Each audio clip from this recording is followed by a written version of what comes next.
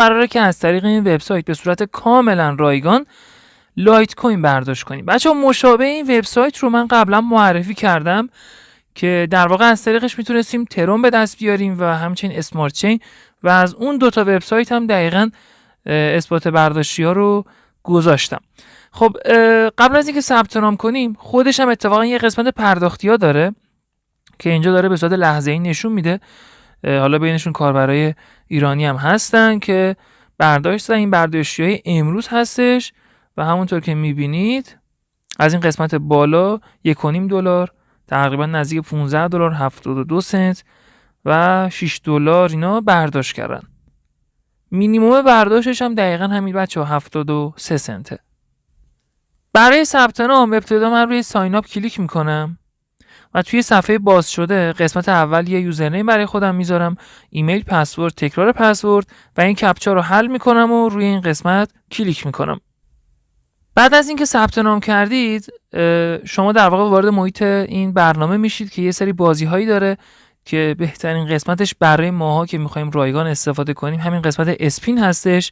حالا یه قسمت تاس و اینا هم داره که حالا با اینا کاری نداریم. روی همین قسمت اسپین کلیک میکنیم و اینجا در واقع موقعی ثبت نام به محض اینکه بیایم و اون جیمیلمون رو وریفای کنیم علاوه بر این یه دونه اسپینی که رایگان به ما هر 1 ساعت میده 10 تا دیگه هم میده.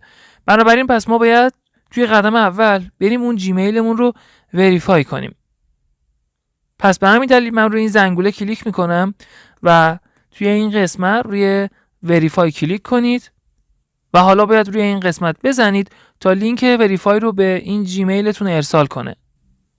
خب بعد از اینکه وریفای کردید حالا باید روی قسمت اسپین و همونطور که میبینید الان 10 تا به ما اسپین داده که تمام این جوایزی که اینجا به دست میاریم هم 2 برابر میشه. تا سقف 800 تا میتونیم از طریقش دریافت کنیم که فکر میکنم در واقع میشه $800 لیتوشی، یعنی مثل همون ساتوشی میبونه ولی چون مقدارش خیلی کمه توی این وبسایت بهش میگن لیتوشی. خب حالا کافیه که من روی این قسمت فری اسپین بزنم و بچرخ و تمام این 10 تا رو دریافت کنیم. خب بچه‌ها من تقریبا هر 10 تا رو استفاده کردم و همونطور که میبینید این قسمت بالا الان داره موجودی من رو نشون میده.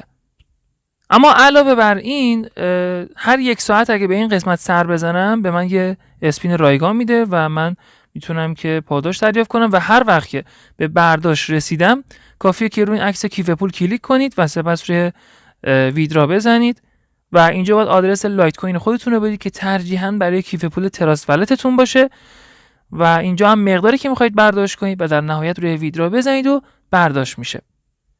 مینیمم برداشتش هم 1/100 لایت کوین هستش که تقریبا معادل میشه با 73 سنت.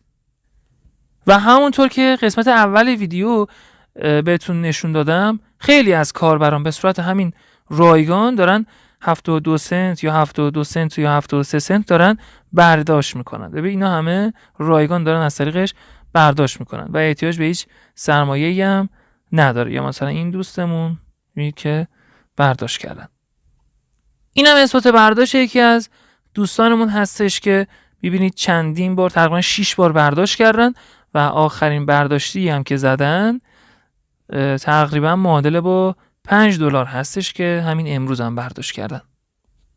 اما بچه‌ها یه قسمت دیگه هم داره که اگه روی این لوگو کلیک کنید در واقع اینجا یه سرویز هست و بریم واردش بشیم.